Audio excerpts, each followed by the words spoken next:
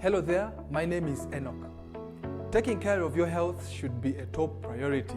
Looking at the various engagements that we have today, it is so easy to forget about our health, mental well-being. That is why we introduce to you the Healthy You Talk Show, a brand new show that is going to address matters concerning your health, nutrition, stress management, mental health, name it. We bring to you a wide range of experts who are going to be touching pertinent issues concerning our health. Tune in every Tuesday at 10 a.m. live on Faith Today TV.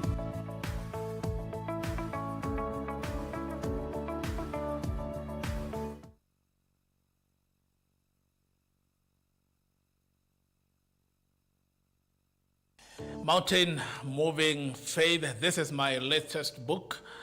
And if you want to learn how you can move mountains, life has many mountains. While this journey, you will encounter mountains and you wonder, how can I move mountains? This is a book to read. And it took me time to research, to pray, and to wait on God and look at the scriptures and what Jesus talked about moving mountains. And this book is quite a story, it's quite an inspiration. It is quite something that will change your life. So order your copy today. We can send it to you wherever you are in this country. We will be able to send this book to you on Mountain Moving Faith. Call that number or send a message and our team will be able to ship it to you wherever you are. There's a book to read. You can also buy for your friend, for a family as a gift. And I have no doubt they will thank you and that they will be always thankful for what you have done for them. So God bless you as you read this book, Mountain Moving Faith.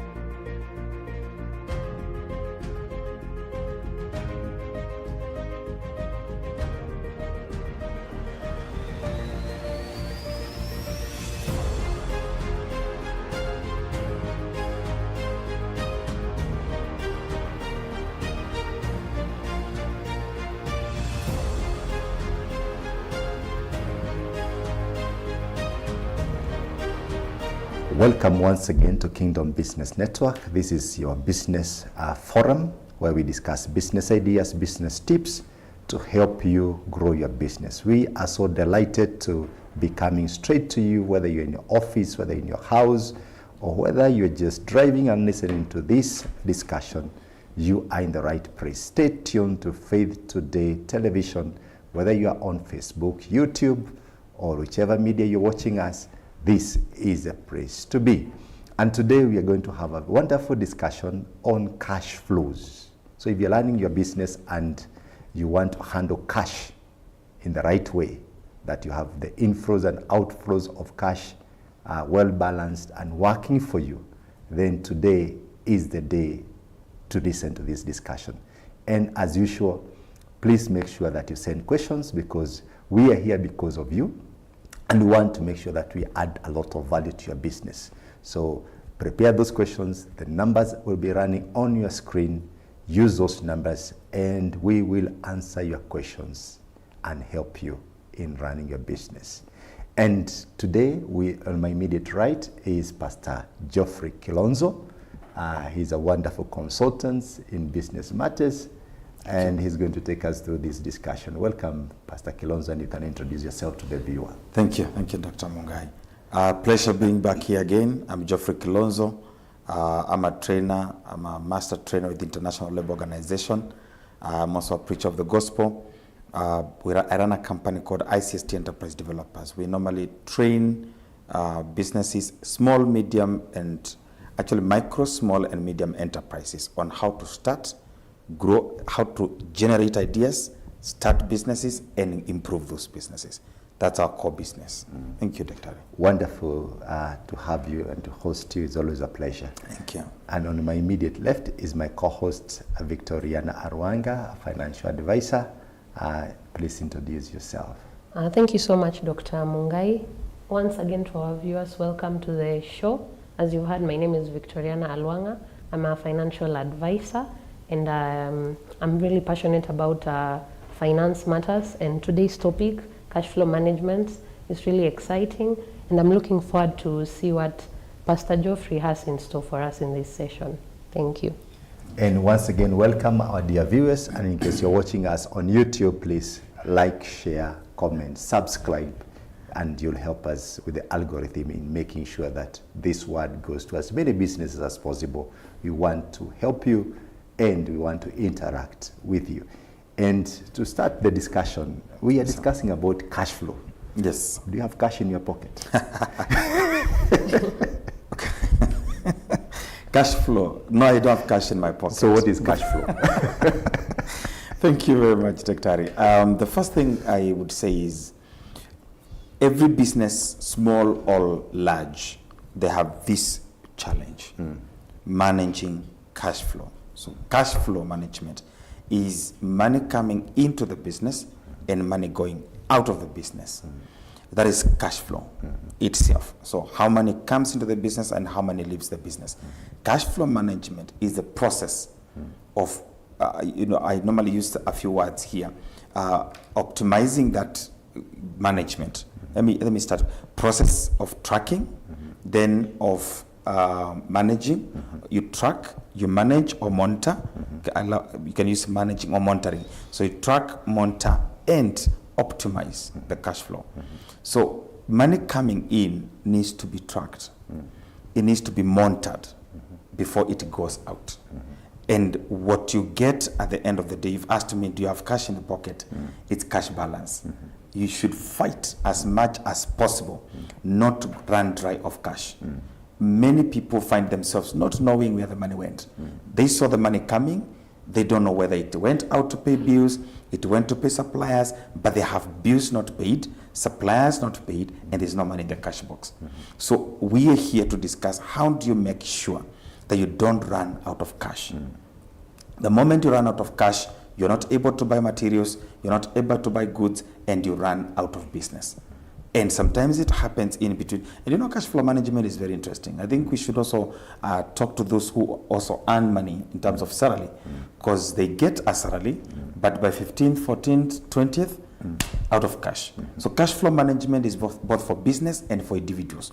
How do you ensure that money coming in and money going out is tracked, monitored, and optimized? That's the word. So, Pastor Geoffrey, you've talked about tracking, monitoring, and optimizing. Exactly. And when you started, you said that many businesses have this challenge of managing their cash flows. So why is it particularly important that small businesses have some advancement in terms of managing cash flows compared to larger enterprises? Thank you. And this is good to look at the aspects of cash flow management, because then that brings us to what should a small enterprise do to make sure that they manage the cash flow. And number one is what you call cash flow projection. Majority of people wake up every day not knowing how much they expect and how much they expect to pay out. And if you do not have the projections, then you cannot manage cash flow. So cash flow management starts by knowing how much are we expecting in, either per day, per week, per month. Some organizations have 6 months, 1 year projections. So that is number one, and we need to go down into how to project cash flow. Number two is monitoring the cash flow. How do you monitor cash flow? How do you make sure that money coming in, you know how it goes out? And again, monitoring is quite wide. And let me just mention, then we go one by one. I think that will be okay.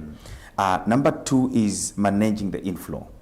How do you make sure that you have money, enough money coming in at any given time?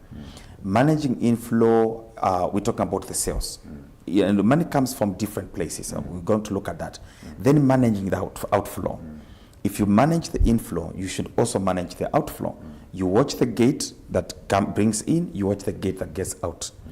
Then how to build cash reserves. That's the number 4. Number 1, I said cash flow projection. Number 2, monitoring. Number 3, cash inflow management. Then building the cash reserves.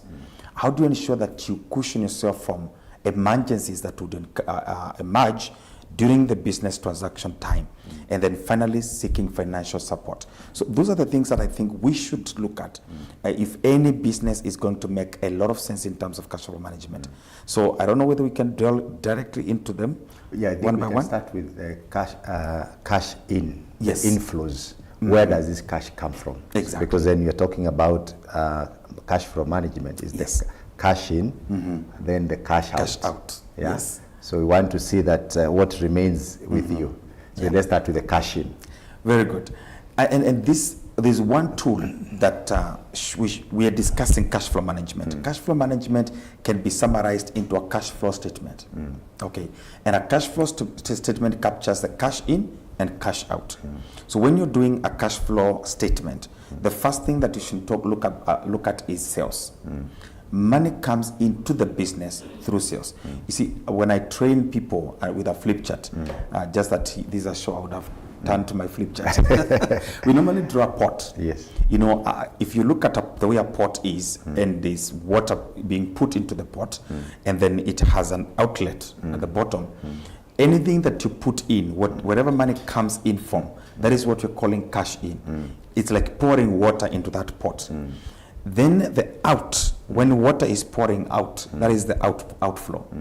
And anything that remains is the cash balance. So these are the 3 components. So where does money come from in terms of business? Number one. From your analogy, Yeah. I tend to think in my own mind is of the pot. Yes. You want to get the entry of the pot as big as possible. And the exit, But the exit as small as possible. small as possible. So that this part becomes as fat as possible. However, that is not always the It's case. not always the case. Not always the case. In fact, you realize that where money goes to, there are many conflicting demands for money, more than where money is coming from. And that's where people have challenges.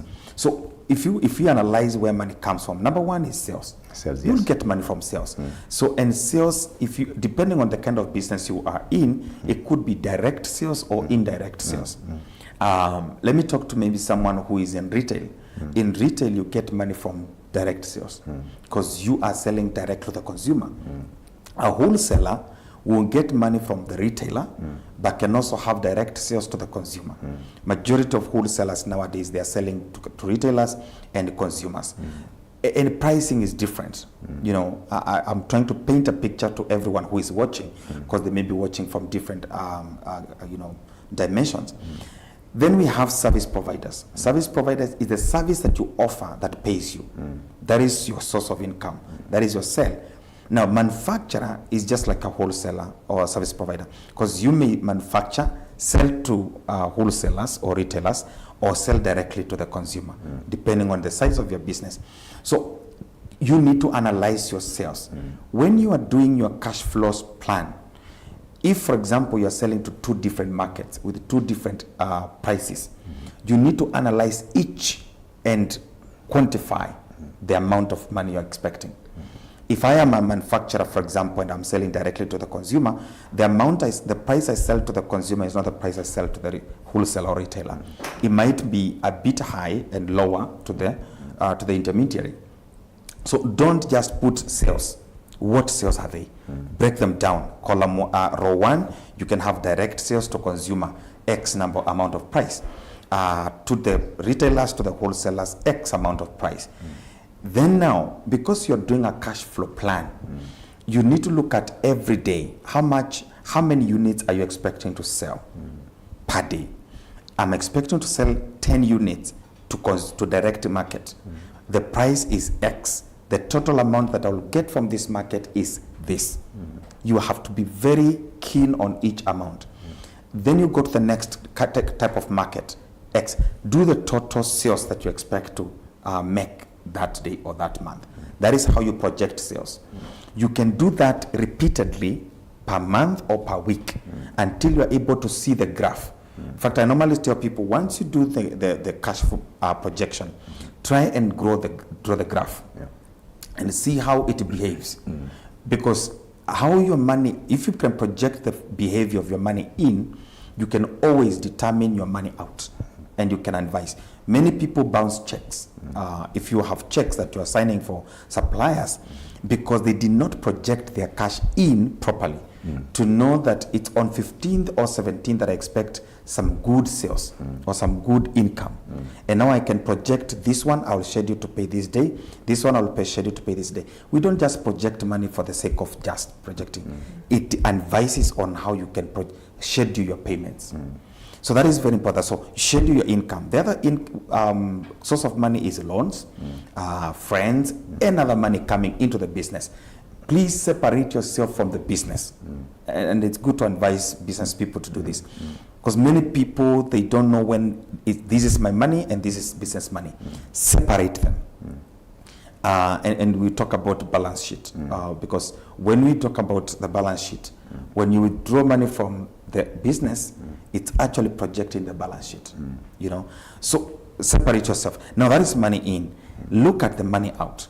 So still on the money in, we also have got areas like returns from investments, including dividends, etc. So if the business has also invested and is getting dividends, exactly, that's also categorized as money into the business. Exactly. So this and is also, the inflows. Sorry. And also plow the back profit. You know, you could make profit and plow it back.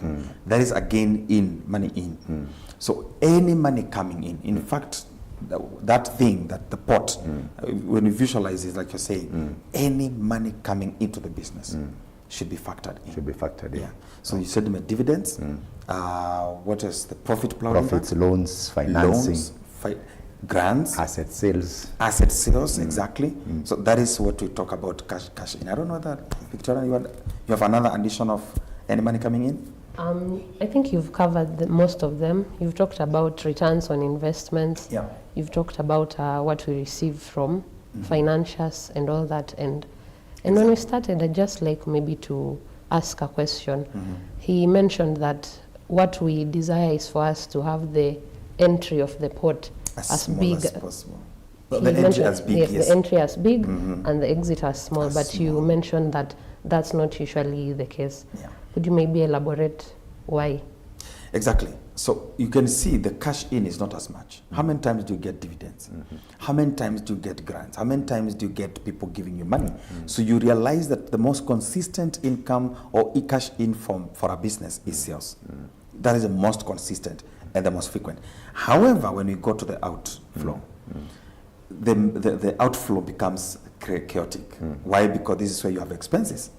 And in expenses here, depending on what business you're doing, if you're a manufacturer, you have cash out to buy materials. You cannot produce anything without the materials. So material cost is one money out. I want to make a chair. I'm a furniture shop. It's called the furniture shop, right? Furniture, Yeah, it's just furniture shop. So for me to make a seat, a sofa, I need to buy materials. So the moment I get an order, the first thing I should think is material cost. That is money out. Then we go to, that is a direct cost to the production. The indirect cost to the production is like overheads. And overheads are the ones that kill businesses. Because material cost can be managed. You only use material when you're producing. So if you're not producing, the materials will still be there. That's your asset. However, overhead must be taken care of, whether you're producing or not, whether you're selling or not. And what people should be so careful about are the overheads. Because overheads, you're talking about rent. Salaries you have to pay. You have a permanent employee. You're talking about electricity, bills that you have to pay. The lights must be on throughout, unless you're using that light to produce. So all these overheads that you must pay either monthly or the licenses, nowadays the licenses are many. You must check, am I making sense with the overheads? Do I really have to spend this amount? Because whether you made business or you did business or not, you still have to pay them. Material cost can be controlled. The only way to control the material cost is to negotiate with suppliers, either to outsource well and do the inventory management. You know, buy the right time, the right quantity, at the right place, the right quantity, the right price, at the right time, from the right person. I think those are the 4 ways to look at inventory. Yeah. So your materials can be controlled if you can negotiate well. And there's a whole topic we talk about buying and buying well. How much do you buy? How much do you need? How many materials do you need for this production? Can I negotiate as much as possible? If I can get, not compromising quality, if I can get a supplier who is cheaper than Victoriana, who is cheaper than that, who is cheaper. So it's my homework to go and look around. Because if someone is selling the same sofa at a lower price, using the same materials, and they're making profit, what's my problem? Yeah, exactly. You need to figure it out. Why You're are not they competitive. cheaper? You're not competitive. Maybe your cost of materials are too high. So you may want to check, do they have a source that I don't know? Do they have a price they get it? Do they leverage on economies of scale? Maybe buying bulk would lower the cost instead of buying per piece. So there's a lot that you need to, a business person needs to look at. If, for example, I buy sugar, I buy 10 kg for my small shop. Every time 10 kgs is what I buy. The cost of transporting 10 kgs and the cost of transporting 50 kgs is the same. Because I still use the transport. So you may want to, economies of scale is, if I buy in bulk, will I lower the cost? But not again overstocking. You should be very careful with overstocking goods that expire. Because overstocking has one problem, tying your capital, money that you would have used to do other things, or expiry. If you overstock your business, it may goods may expire, or you may tie capital. So inventory management is very key. That's material. How much do you need, and how much can you buy? Where can you buy? At what time? That is important. Now you have the overheads. Do you really have to pay that rent? Is that cost justifiable? Are there other options that you can have to lower cost? Because the problem with many people is prestige. Oh, we want to look big, we want to look great, we want to look mighty. And you're paying rent in a place where you cannot even afford. Maybe that rent is not even necessary now. Some people just need to work from the backyard. You know, you have a home, you have a compound, and you can actually do what you're doing right from there before you go and rent a place. I have friends who make cosmetics. I was mentoring a friend from Murang'a.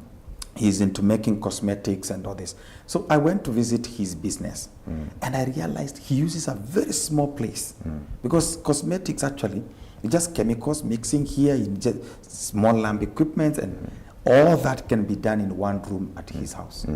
All that. But he has rented somewhere right at the middle of the town.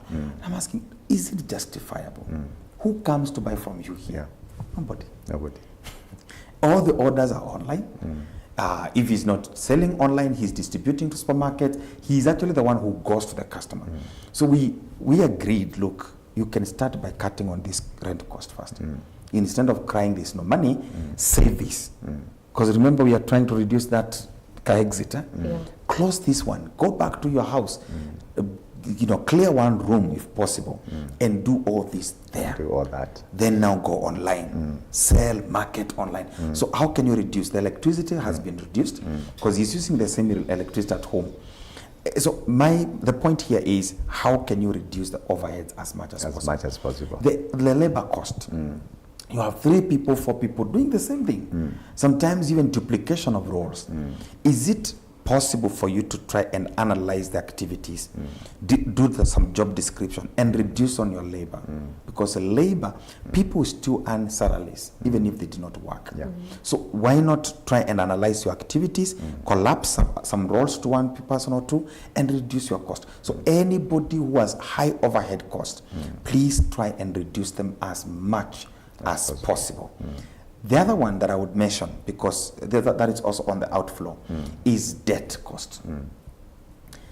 Victoriana, debt is killing people in this country. Why? Because people go for quick debt, not questioning the interest rate. You borrow from a microfinance, you borrow from a Shylock, and then you're paying, I was doing some maths with some group, they were paying almost 700% interest per annum. Because you're paying, I think, 5% per week. 5% per week, that is 60%. Was it 60% per... No, wait. 5% per week for Shylock times 4. That's 20% per month. Times 12.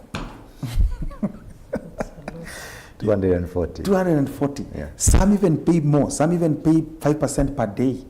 They go to Shylock, and because money is available, you just take it. Oh, I want quick money. Yeah. Do you count the cost? Who makes profits of even 200% per month? Doesn't happen. It doesn't happen. And that cost has to be paid by the loan, by the business. So you must look at your money in, money out. How can you manage that? Because the bottom line is how much remains. And how much remains is profit. So I think it's just prudent to, Victoriana is a finance person, to just agree on how do we get the profit. Yes. Sales minus direct cost, the material cost, right? That only gives you gross profit. People call it profit. It's not a profit. It's just gross. Gross profit. Now you have to go to the overheads and remove the overheads from the gross profit. That which remains is the net profit. So if your net is on the red, do something. Do something. So I think those are the two first components you asked. Wonderful. Victoriana, what's your reaction to this? I think that's very important. You've talked about negotiating with suppliers for tunneling down the exits. You've also talked about considering overhead costs. And I think that's very necessary for small businesses. Yeah. Great. Now, when you look at let me take you back to the cash inflows, the cash in. One of the components of cash in, we said, is sales. Yeah. However, in businesses, there is what we call accounts receivable. Exactly. That means you've sold on credit. What is the connection of that with cash flow management or prudent cash flow management? Exactly. The component of cash flow management is the cash in, cash out. That's number one. But then we have inventory management. We've talked about that. Inventory is your material cost or stock. Your material management or cost stock management. And both behave the same. How you manage stock coming in, stock going out. And we should talk more, I think, maybe even in this show, how to make sure that you do stock management. Because there's a whole lot of conversation around that. But let's talk about accounts receivable and accounts payable. Accounts, people sell on credit. And I'm going to give an example with I worked in a real estate company some years back. And one of the things that is killing the real estate market is accounts payable and accounts receivable. Why? Because I'll give a very easy case study. When you launch a project today, you have plots to sell. You open with 10 plots to sell. Chances are high, people will pay deposits at first. You owe the owner of the property. Maybe you've put a small deposit. That means you're supposed to pay the owner at the end of the day, because these plots cannot be handed over before you pay the owner and process the titles. He is a customer who is paying you. So you have money coming in and money coming out. However, the customer doesn't pay the whole amount. So they owe you. That's accounts receivable. The owner of the property is supposed to be paid. That's accounts payable. You owe somebody. You owe someone and someone owes you. So how the cash flow management here should be, as money comes in from accounts receivable, you should also know you owe on the other side and be paying this other person. This is what has been happening in the market, and that's why many people cry, oh, I bought a plot, there was nothing. To make money. We bought air. It's because the real estate company collected money, did not pay the owner. The owner decides to take back, because these are agreements. You're bound to an agreement. If you don't pay me within this period, I will sell off the property. So you may not, if you don't pay the owner, that's accounts payable, the owner recalls. You're left without a property. Yes. The other problem is you may still have so many people owing you money that you're not collecting. You're not able to collect. You're not able to collect. And there may be reasons why you're not able to collect. One, either you made promises that you have not fulfilled. And so people are saying, oh, fulfill the promise first, then we pay you. Or you just don't have a tracking program, system where you can track because there's something we call aging. Of the debt. Of the debt. Aging is, I gave Victoriana some credit, sales on credit. We agreed she's going to pay on this date. Do you have that record? And she didn't pay. And then she just hold on that discussion for now, because I think one of the biggest problems we have is debt. And I don't want to rush it because I know we are supposed to take a short commercial break. So we'll pick it up from there. And for the people who want to increase sales, what normally happens is that we end up giving a lot of our products on credit. Yes. And now the question is, as far as cash flow management is, how prudent is that? And how can you manage that process? So stay tuned in. We are going to take a very short break. And as we take this break, my request to you is please log into our YouTube page, Faith Today Television, like, subscribe, and share this video. And we're coming back with answers to your questions. So please also send us questions. I see a few questions have come in. Please send those questions to us, and we'll be very glad to answer them. With that, let's reconnect in 2 minutes. Thank you.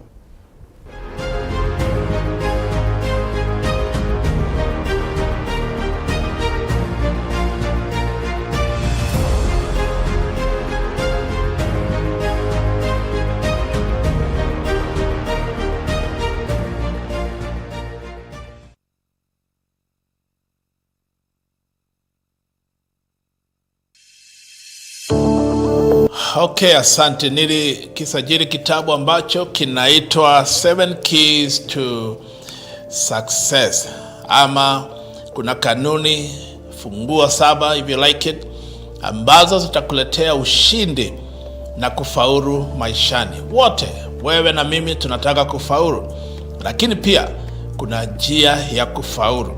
Ukisoma hiki kitabu ambacho nilikiandika kwa kufanya utafiti, kwa maombi mengi, kuangalia neno la Mungu, I have no doubt ya kwamba hiki kitabu kitabadilisha maisha yako. Nilikuwa naongea na mchungaji rafiki yangu akaniambia, nilisoma hicho kitabu, sasa ninafundisha watu wangu kupitia ujuzi, maarifa, hekima ambayo nilipata kwa hiki kitabu. Kwa hivyo unaweza pia nunulia watu wengine, na akaniambia alinunulia hata viongozi wake, na wamekuwa wakisoma, wakaweka kwa library yao wanasoma. Hiki kitabu sina mashaka, nina uhakika kitabadilisha maisha yako na utabarikiwa. Tuma message ama upige simu kwa hiyo namba, na naweza kuwasiliana na wewe, na utapata hiki kitabu, utatumiwa, usome na ubariki pia watu wengine. Asante. Mungu akubariki unaposoma 7 Keys to Success, and you will succeed. Thank you.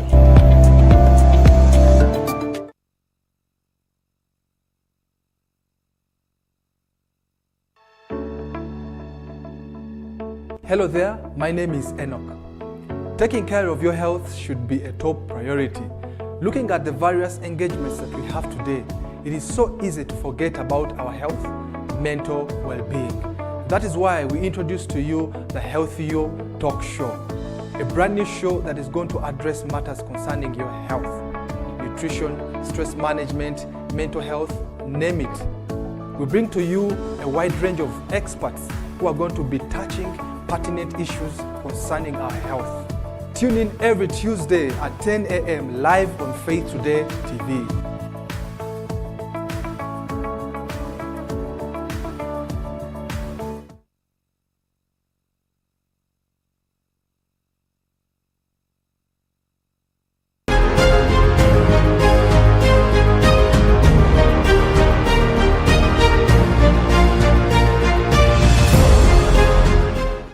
Kingdom Business Network. We are so much glad to be having you on the other end, listening to this wonderful conversation. And we are also very glad for the people who are sending questions. Thank you for the ones who have just subscribed. If you have not subscribed, please subscribe to Faith Today Television. And before the break, we were discussing with Pastor Kilonzo, and we were talking about debt. Yes. You know, you've given people money, you've sold and credit. on credit you have not collected that money, and how does that impact cash flow management? Maybe you can pick it up. You're telling us about these people who are selling plots, and yeah, you can continue from there. Yeah, so and that was just one, and we'll look at also the small shops. Yeah, so to finish on the story of the real estate companies. So you've not collected money, for instance, and I was talking about aging. So aging is, sometimes we give a payment plan. When you give a payment plan, you need to have a tracking strategy where that is recorded. So many people don't record this in a conversation. You're supposed to pay after the end of the month, the other month, the other month. So when it's almost due, there's supposed to be a reminder strategy where you remind the person that, kindly remember, you're supposed to make a payment in the next 5 days. That should be either a text or something like that, which that is still a cost. It should be factored in your sales. So you can't just be spending money to send reminders and it's not factored in. So, and that's why most of the times, Doc, when someone is selling on credit, they should have a different pricing strategy from cash. So many times you see people write, this is the cash price, this is the credit price, or on credit price. So you pay you charge a little more because there will be cost of following that debt. I remember one time we were dealing with a real estate company that used to spend almost the same amount to follow on debt that like they sold. So you consume all the profit that was projected for that property by following up on debt. So in the end, you sell it at a loss. And you've tied that property. You can't sell it to somebody who might, even if somebody walked in with cash. Yes. And you sold plot number 3 to Karaoke. You can't sell it. Karaoke hasn't fully paid. You can't sell it to somebody else. Imagine. So it is tying you or whatever. Your capital is tied. You actually bound yourself into an agreement you can't sell. So you actually stop your cash flow because this money is not coming in and you can't get more. And that's how people get into cash crisis because we are not getting money and there's so money out there. And the moment you realize money is out there, it's either going to spoil the relationship because you have to go now and have a step, either auction this person or have. And let me just talk about the exit strategy. In every credit sale, there should be an exit clause. What happens if you don't own up to your promise? Do we take it back and do we deduct some amount? It can be, and I'm sure there's a real estate company, someone listening to me. It can be a very big challenge because, for example, let me give a scenario of real estate companies. I've dealt with quite a number. They will refund 10% when the sale is not. They will retain 10%. Retain, yes. If a sale is not completed within a specified time period. Exactly. Yeah. But let's talk about this 10%. What exactly does it cover? Does it cover the time? Does it cover the fluctuation of pricing, of price that has happened in between? Because you bought it at X. And people are very smart. People take this property, they pay a deposit, they wait for you to increase the price. Then they tell you, I want to withdraw. Get another person to sell, and then there's a lot of fraud. If you talk about real estate, there's a lot of fraud that goes in there. So, but the most important thing for the owner of the business is to track that payment. Now aging is this way. Aging means a debt that is not paid within the exact time. If it's not yet elapsed the time of payment, that is still okay. It's an okay credit. When it is past payment due time, then you're supposed to watch it. In banking, we used to say it's on watch. It's on watch because it has just passed the payment date. If it was 30th, now 30th to the next 15 days. It's on watch. If it goes beyond 15 days to the next 30 days, it's supposed to be on red. If it goes beyond 1 month, it now becomes a loss. You're supposed to count it as a loss because actually in banking, if that is a loan, you're supposed to, we used to call it what? In central bank. Is it provide or what? Provisioning. Yeah. The word is provisioning. So you must provision for that bank, for that debt, because the bank becomes bad and doubtful. Doubtful debt. So actually, yeah, 30 to 60 days is doubtful, and loss is 90 days beyond. So that is aging. But what are you supposed to do? Should you just age or watch and make sure it doesn't go that way? So the agreement, and I'll just give you tips on how to manage this. Number one is payment terms. Any credit sale must go out with the payment terms. Don't just sell it out of excitement.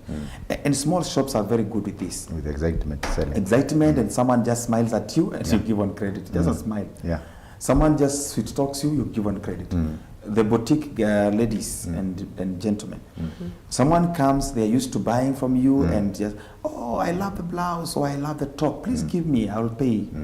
Then, oh yeah, nice, you're a good customer. There's no good customer when it comes to credit sales. I think a lot of this happens with friends. With friendships. Friendships. I'm your friend, you're here, Pastor Kilonzo, you come, I'm selling shirts. You want to take 5, you pay for 1. Can you imagine? You Because pay the other you know one each later. other. But And after there's you no purchase, agreement. there's no agreement, there's nothing. Yeah. I tend to think I've sold. That's it. You know? You call it illusion. It's an illusion. Yes. You know? But I have not collected. So I used to work in a company whereby we were always taught that a sale is never a sale until the money has been collected. That's a word. So don't celebrate because you've given 5 shirts on credit. Yes. And you have not collected the money. The celebration should come when you collect the money. Yeah. Before you collect the money, It's not a there's sale. trouble. Because if it is not paid, you know, there's a game we play in business. We say credit market is like gambling.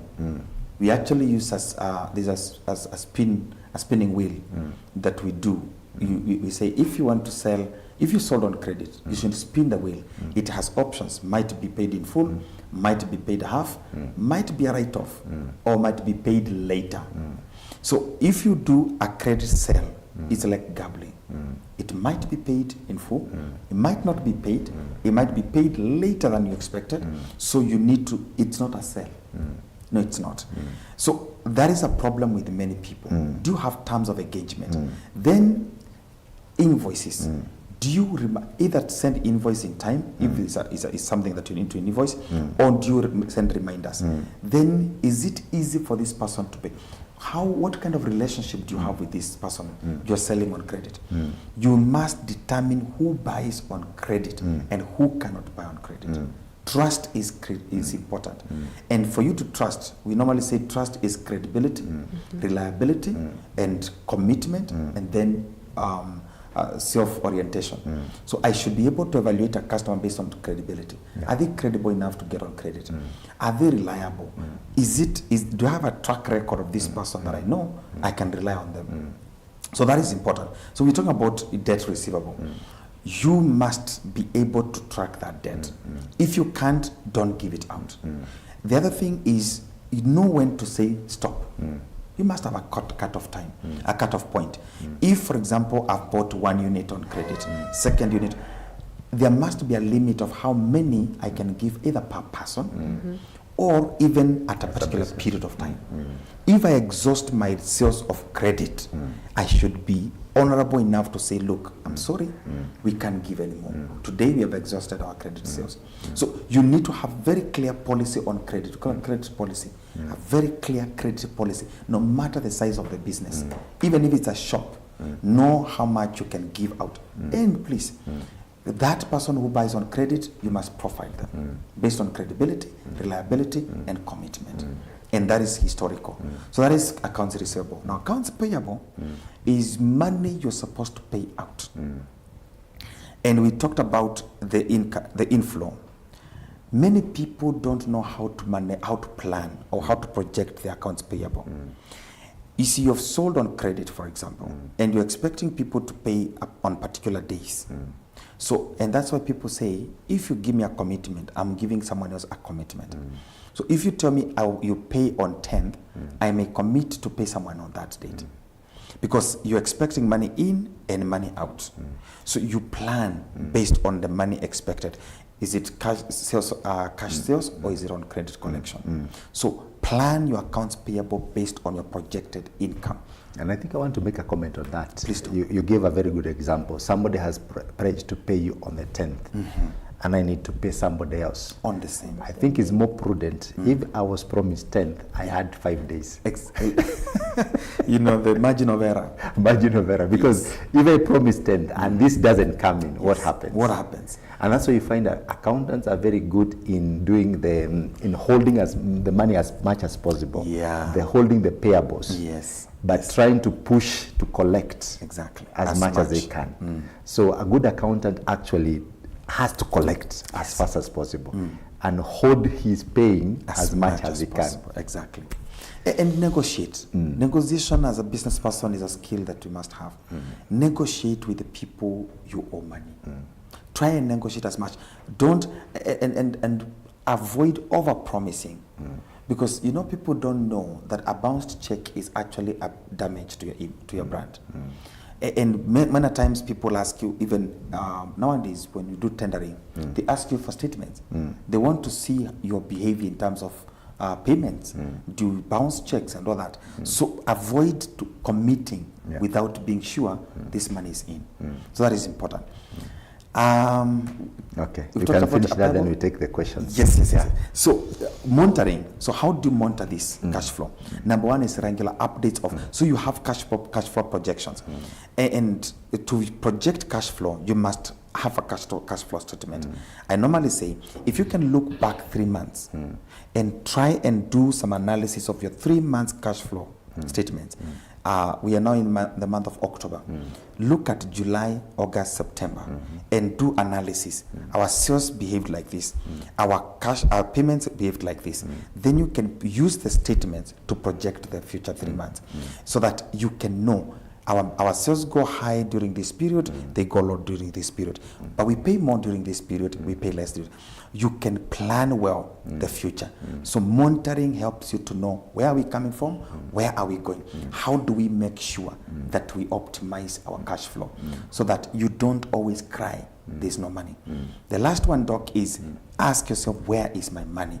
Is your money tied in inventory? Is your money tied in suppliers? Is your money tied on credit, or is your money in the bank somewhere? Where is your money? At any given time, money is flowing. You pay out to materials, materials come to the business, you produce, it's tied to the stock, you sell, it's tied to the salesperson, to the credit, it comes back. So that cycle, you must always track your money and know where is your money. Where is your money? Exactly. And somebody said cash is king. Cash is king. So you should always have the cash. Now, let's take some questions from the viewers. Hi, Doc. This is someone from Thika, Daniel. Thank you, Daniel, for writing to us. Daniel is asking, how do I keep track of my daily cash transactions of my business? I should give it with one answer. No Record problem. keeping. Record keeping. Record keeping. So it needs to have a good accountant? Very, well, or an Excel will do. Exactly. I actually don't recommend a lot of expenditure towards accountants. I would say basic record keeping skills. There's something we call a basic record book. But this day we bought this. This day we sold this. This day we bought this. Even when you're populating balance sheet, profit and loss, we normally use the basic record book, so that at the end of the day, you can say, the end of the month, you can say, sales were this total. So that comes from the basic record book. Every day's transaction. You don't have to sophisticate it. If you don't have a system, take a larger book and just do it, populate. That's important. You know, I've also realized, just as a comment to this, that even personal expenses, you can actually monitor them with a simple Excel sheet. I do it even up to today. Exactly. Whatever I'm going to spend today, whether I'm going to fuel my car, I have a line item for fuel. So you ask me today, what's my expense up to yesterday evening? I can actually give you right now. I do not look for whatever. So I even know what is money coming in and what is money going out. The moment I find I'm overspending, I always ask myself, what do I need to cut? So if I need to cut travel, I cut it on the same month. And Doc, please, on that is an advice that everyone should pick. People don't track that. They don't. And you know what? For small businesses, they even draw money from the bank, from the business, and spend on themselves. Or your auntie, your uncle passes by, and you buy soda. Buy chips. Later he. You even have a relationship with the next cafeteria. Your friends come and you send them there. It's money from your business. Exactly. You should track your. Yeah. If you've a limit per day, every day I cannot spend beyond this. Even if it's your coming to your business, you don't have money. And your auntie comes and when she's leaving and you're selling chapatis, unamwambia funga tu za kukula jioni, funga bando mbili. You don't even cost it. You're not even costing it. It's to you, it's like it's free. Too generous. You know? You're being too generous. You know, you've talked about that and you reminded me of an instance where a friend of mine has a business, they sell eggs, and they also do that on credit because of friendship.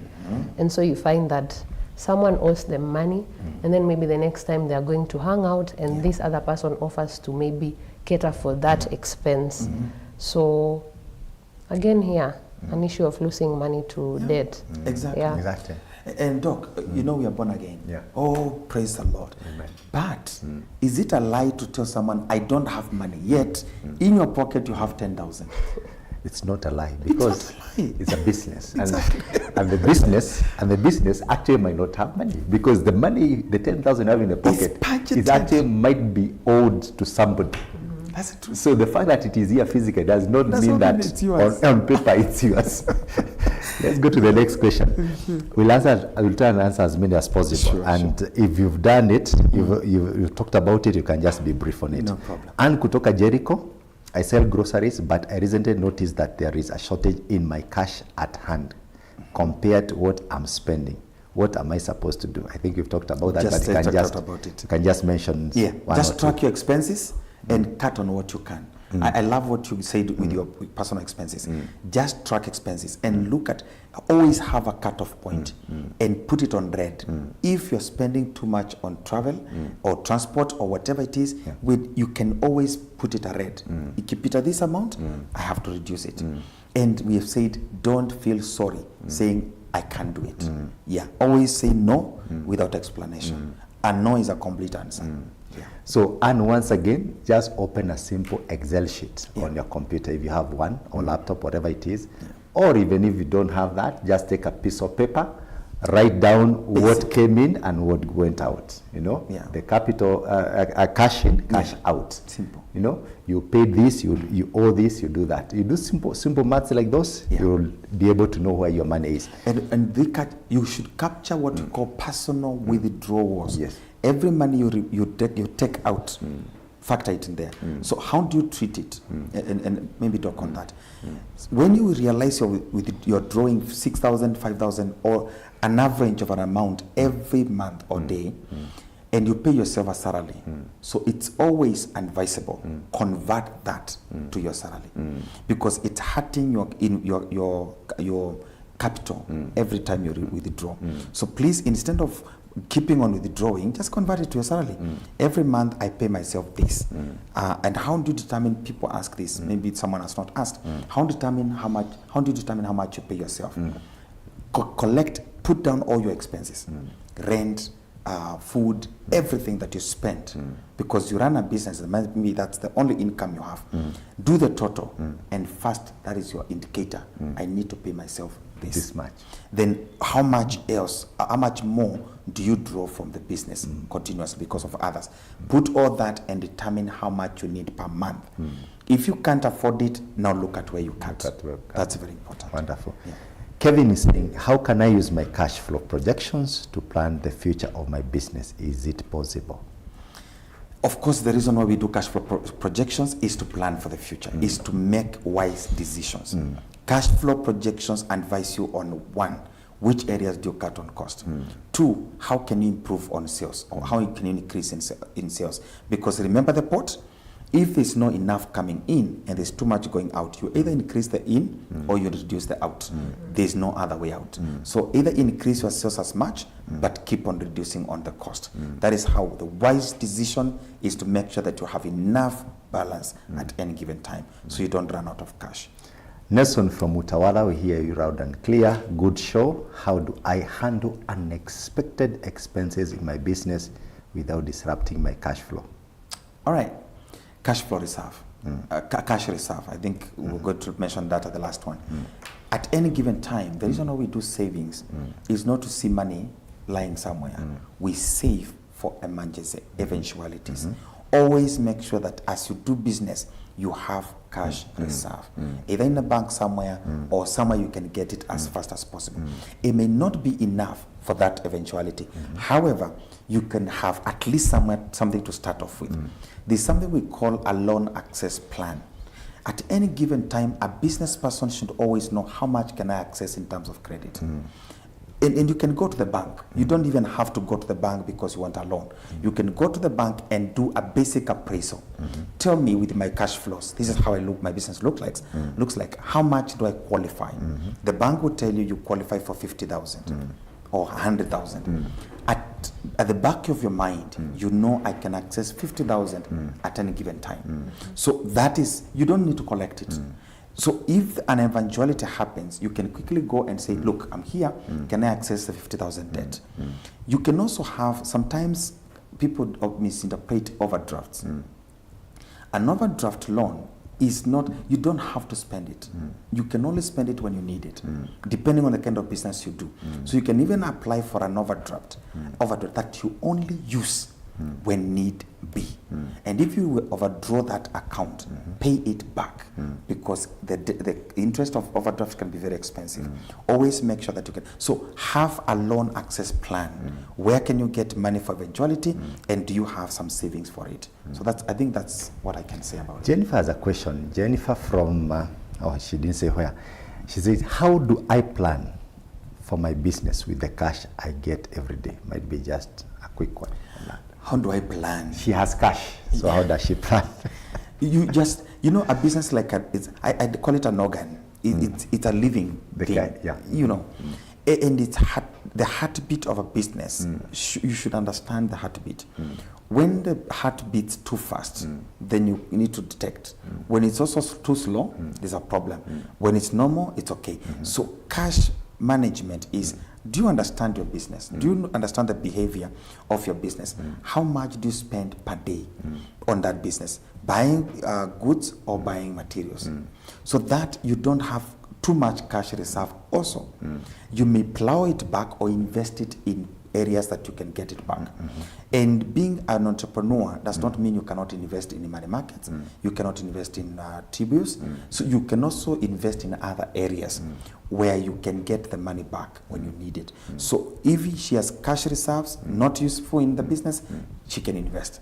But always plowing back money into the business, it's better to keep growing it. So actually, I think for her, it will be very key that when she gets the cash, the first thing is to plow that money back into the business. Exactly. And she knows what is important to running her business. Exactly. Okay, let's move to Ezekiel. Ezekiel is asking, how do I know my cash flow statements are correct? Workers cook statements. That's according to Ezekiel. Ezekiel, that means he has workers who do the statements. Yes. Always, you cannot be a lazy leader. Always verify. Always. And it's good to, there's a format, there's something called measure twice, cut once. If you're given statements today, how can you check twice if they are right? You can simply verify. And for example, inventory. You're given records for inventory. You can even call someone and let's go and do the counting together. And cross-check. You don't have to do the whole stock taking. You can just pick some items which you are feeling could be high value or suspicious, whatever the reason. And if you, for example, let me tell you this before we close. There's a place I worked in, and there's some people doing creative accounting as far as stocks were concerned. And we were selling some sacks of detergents. And what they did is that they actually would count. If you count, you'll see they are okay. But little did they know that somebody had become very creative. Instead of the detergent, they would get a sack of the detergent, empty it, then put, this sawdust, and stack it. So you're counting 1, 2, 3, 4, you're counting sawdust. So the day you run out of the detergent, you put one of the sack, and you put it down here, it's sawdust. You don't know when you lost. So those things do happen. So when you're verifying, not just the counting, but also check the content. Thank you. Okay, one last question before we break. Okay. Some of the customers who are wanakaa na deni sana, how do I deal with that? we agreed that before a credit sale is made, have a clear payment agreement. And if possible, let me tell you, you don't even have need to have a long agreement. You can just have a credit book where someone signs. When are you supposed to pay? Just sign here. In business, there are no friends. And never call someone a friend when it comes to selling. Yes. Even if it's your mom and she's supposed to pay and she takes on credit, let her sign against the payment plan. And agree that payment plan should have a course of action. What should we do if it's not paid? So if you're selling electronics, for example, don't feel shy collecting it back. And if, for example, you collect it back and they had paid deposit, take it back and follow the agreement. So please stick to the agreement. Be a very good business person. Detach your business from yourself. I'm your friend, Daktari. But my business is not your friend. If you want money from me, I'll give you what I can afford. If you want something from my business, let's treat business as business. So please just be strict, be yourself, and save your business. Thank you very much, Pastor Kilonzo. It's always been a joy having a discussion with you. Thank you. As we come to the close of this program, we're so much glad for the people who've been listening to us. Stay tuned to what Pastor Kilonzo is going to say, because I would want him to give a parting shot as he talks about his business and how you can contact him. Thank you. Welcome for that. Thank you very much. Oh yeah, sure. Thank you, and my name is Geoffrey Kilonzo once again. I run a company called ICST Enterprise Developers. Our website is www.icst.ke. ICST.ke. Go there and you can access us. I'm on all accounts, all platforms, LinkedIn, Instagrams, Facebook, and TikTok as Geoffrey Kilonzo. You can reach me out. My number is 0725-328-386. If you want consultancy, we do mentorship one-on-one, and we do group mentorship and group trainings. You can reach out. We are here at Blessed House along Thika Road opposite Garden City on 3rd floor, number 70. You can reach out to us. Let's help you come out of the situation you're in. We know businesses are struggling. There's an economic situation, but we cannot allow businesses to collapse. We will go out to end length to make sure we save businesses in this country. We are out to help you. Thank you. Thank you very much. Victoriana, parting shots. Thank you so much, Pastor Kilonzo. That was a very insightful session. And to our viewers, I really hope that we are going to separate our businesses from friendships and to pick up tracking so that we can know where our money is. Thank you so much. To our viewers, once again, thank you very much for staying tuned. I believe that you've learned something about cash flow management. Cash is king, and cash is very important in your business. With the tips that Pastor Kilonzo has shared and the discussion that we've had today, I believe you are much more enlightened to run a profitable business. Until next time, I want to say God bless you very much. We are praying for you. We are praying for your business. God bless you. Shalom.